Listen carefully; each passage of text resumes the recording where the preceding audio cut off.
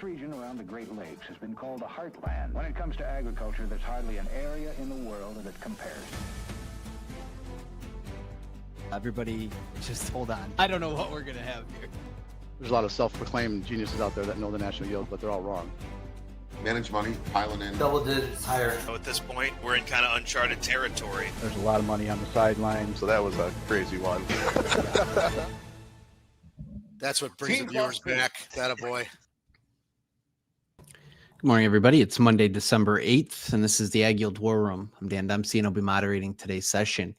As always, if you got any questions or comments, please feel free to drop us a line in the chat area, and we'll be sure to get to it during the show. Overnight markets here at March corn up 1 3/4 at 446.5. January soybeans were up 3/4 at 1106, and March Chicago wheat was up 2.5 at 538.25. This morning we had an export sales announcement of 132,000 metric tons of soybeans to China. It was for 25. Also announced weekly export sales through the week ending 11/6. Pretty disappointing, really, across the board. Corn, 979,500. That was below the low end of the range. They were looking for a number closer to 1 million. Soybeans, 510,600, also towards the lower end of the range. Wheat, 462,500, right in the middle.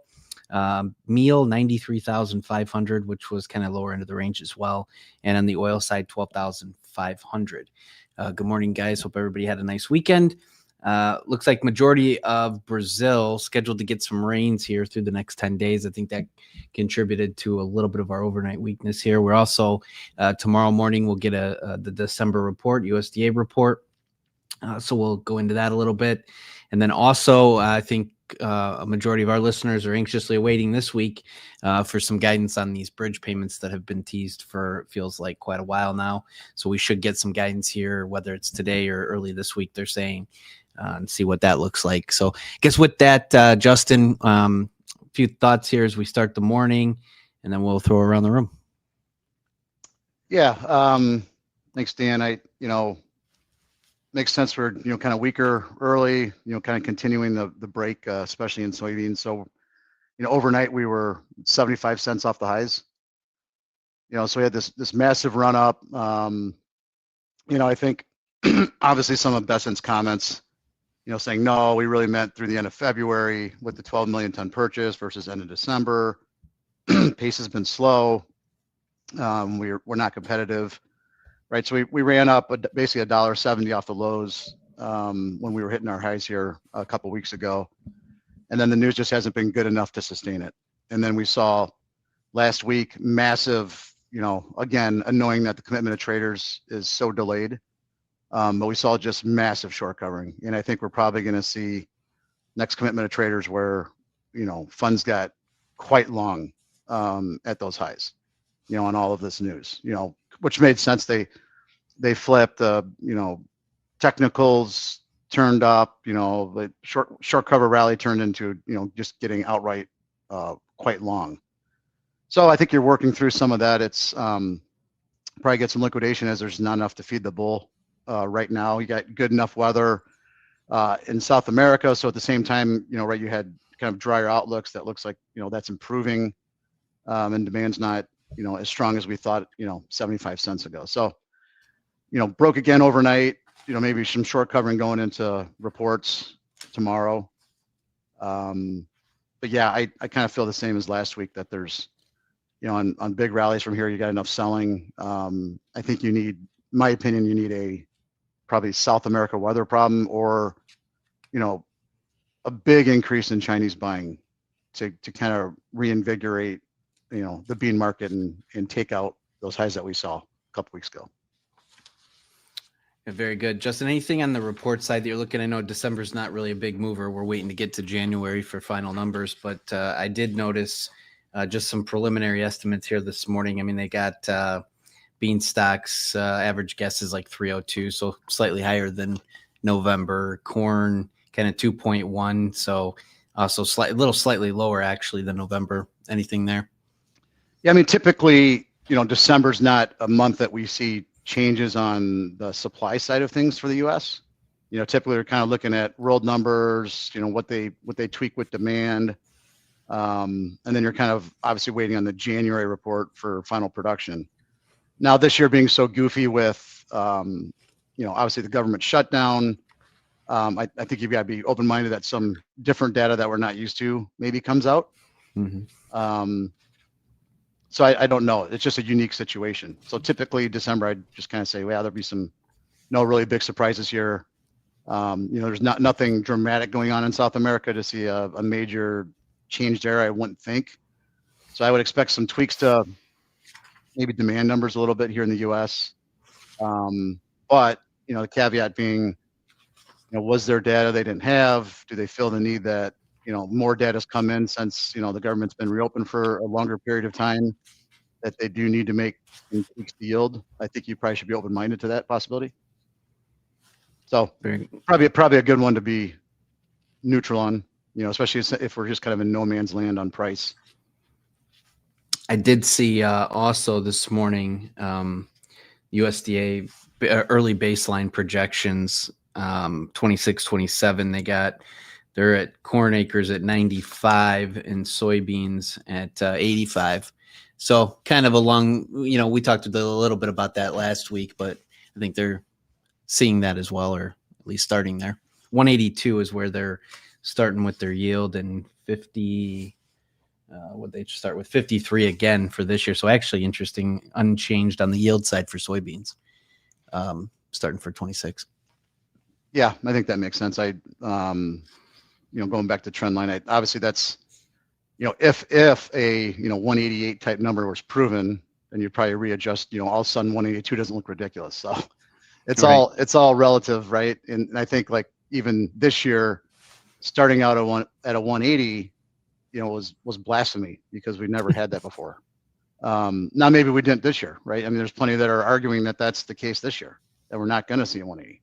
So I think it's really important what we do end up with this year, once we actually get proven yields and all those kinds of things. So, the markets, I think at some level that's, below the USDA number and probably above 180 that we're trading. So it's really tough to know, in my opinion, what the market's trading on yield.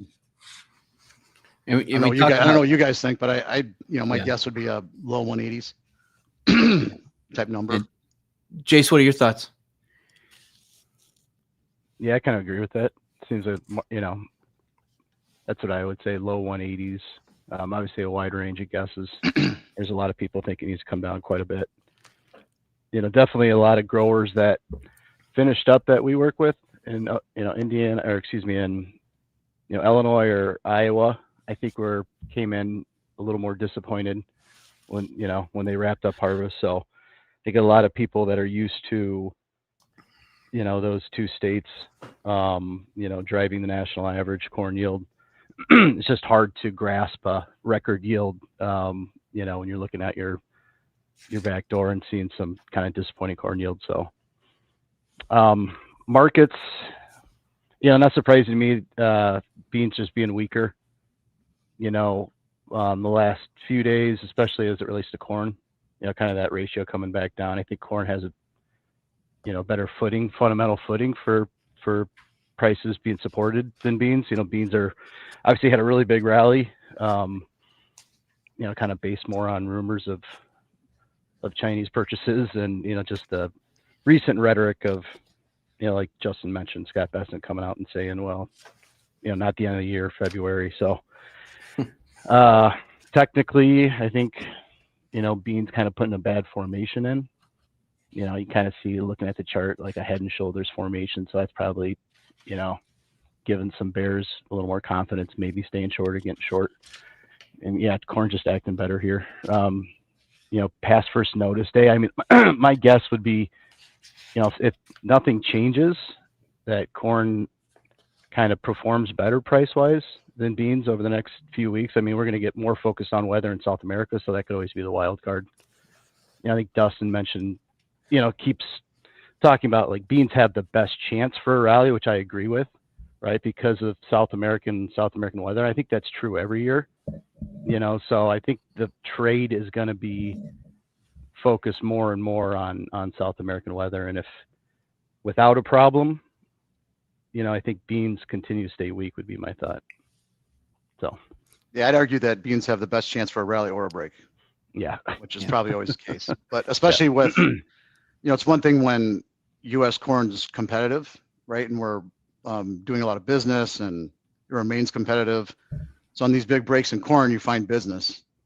And beans, you're just, in my opinion, you're just completely beholden to if China government bodies are going to buy uneconomically buy U.S. beans to satisfy a trade deal.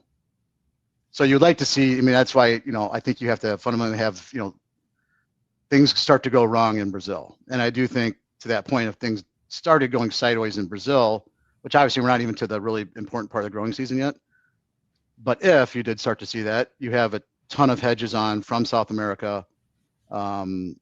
That's where it could escalate quickly to the upside, but that's a big if. You have to have that happen first.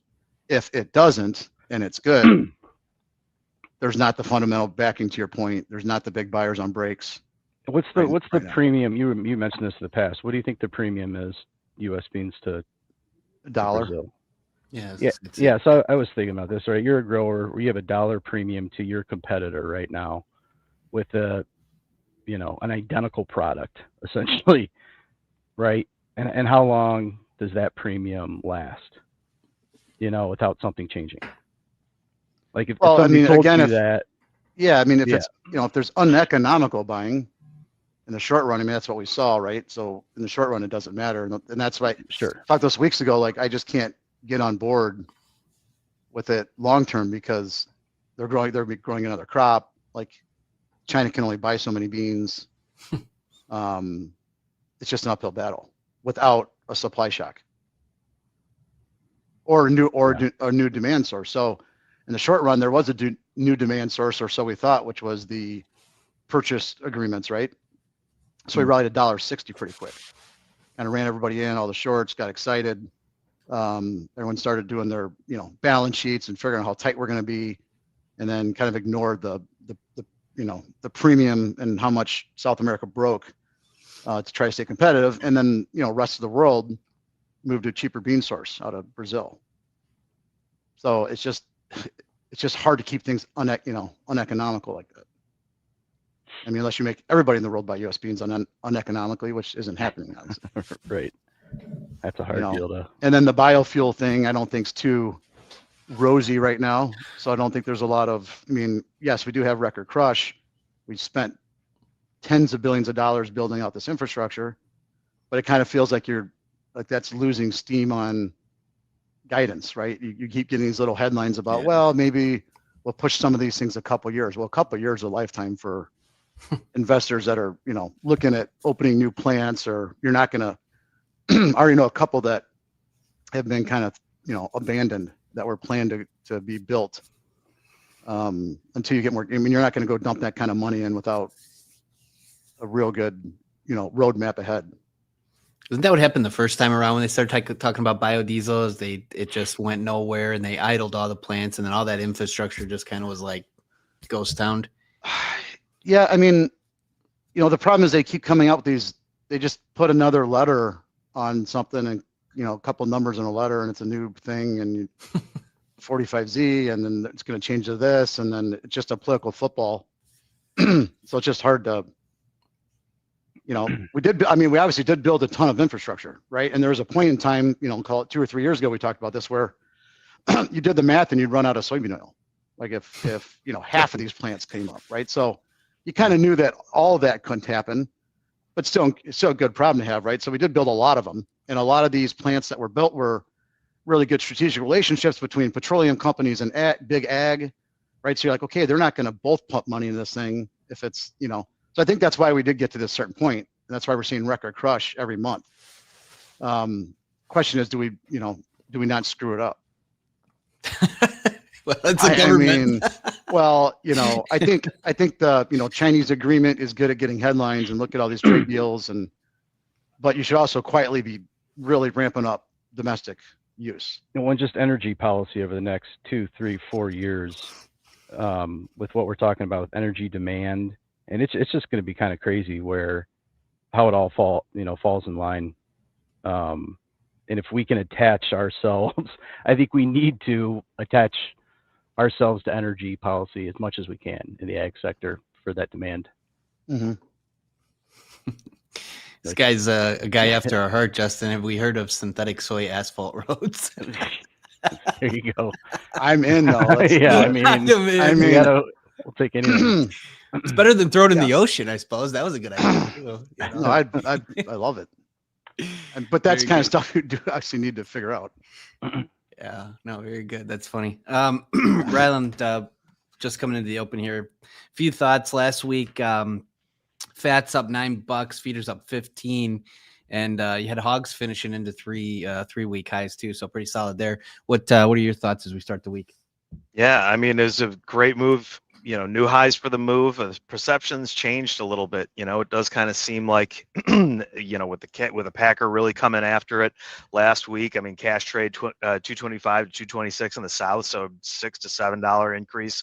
You know, from the previous week, 220 to 225 in the North. So these numbers are solidly higher. It does feel like the producer is kind of back in control after just kind of a chaotic couple months, just from you know, some of the administration's ideas here and pushes, but it looks like that's kind of taken a back seat right now to a lot of other things that are going on. So the market's quietly been rallying. We back up to the 50-day or 50% retracement, close back over the 40-day moving average.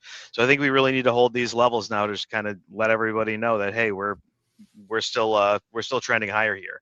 So I think, you know, today being first notice day, we'll see what the delivery situation looks like off to December. But at this point, the speculative money is going to be looking more towards February and April. As we said last week, seasonal bottom for February was Friday. So we'll see if we get that kind of support back into the market. We can see entice the managed money to start to kind of get back in here, you know, in bigger numbers. So we'll see. We're going to be paying attention to open interest pretty closely, just because the commitment of traders report is pretty worthless right now and just outdated. So that, I think, is something that everybody should be watching, especially the roll between February to April, see if that starts to come to fruition this week as well. So and the hog side of things, new highs for the move. Still just feels like a short covering rally here. There's not a whole lot of meat on the bone per se. Cash was still lower last week. We did see carcass start to pick up here a little bit, but overall wouldn't mind seeing the cash markets start to slow down. I mean, we're still down 50 cents for the week. So it just feels like we've got really heavy production right now overall, and we've got nowhere to go with it at this point. So hopefully we see a little bit more of a spark in seasonal demand before the holiday. Otherwise, just feels like there really isn't much news here domestically. Obviously, the ASF situation in Spain still kind of being scrutinized here and could generally be supportive to our prices. But at this point, it just doesn't seem like it's really moving the needle all that much. So something to keep an eye on, but overall, it just feels like we're still waiting for cash to do something here. Very good. Appreciate the update there. We just came into the open. We got March corn up a penny here, 4.45 3/4. GM beans are down 2 1/4 at 11.03 1/4. And March Chicago wheat's up 3 1/2 now at 5.39 is the last there. Again, we will get we'll have a USDA report out tomorrow morning, 11 o'clock Central. We'll share our thoughts there with you guys as well. We appreciate everybody that tunes in on a daily basis. If you wouldn't mind, throw us a like. Certainly subscribe. Doesn't cost you anything to do so. It'll keep you up to speed on everything that's going on with AgYield. So again, thanks to everybody that supports the show. We're doing this live every day that the markets are open on X, Facebook Live, and YouTube Live, 8:15 Central Time. Appreciate the thoughts and comments here this morning, guys. It was a good show. Hope everybody has a good start to the week, and we'll talk to you again tomorrow. The War Room is proudly presented by AgYield. For over 50 years, the AgYield team has provided grain marketing and risk management solutions for growers across the country. Our veteran consultants harness cutting-edge technologies to pinpoint risk, optimize market performance, and protect your farm's profitability. Discover a new approach to farm revenue management at agyield.com. Hey guys, Jack here. Be sure to support the show by hitting the like button, leaving us a comment, and subscribing to the channel for all the latest updates. Thanks for watching. We'll see you next time.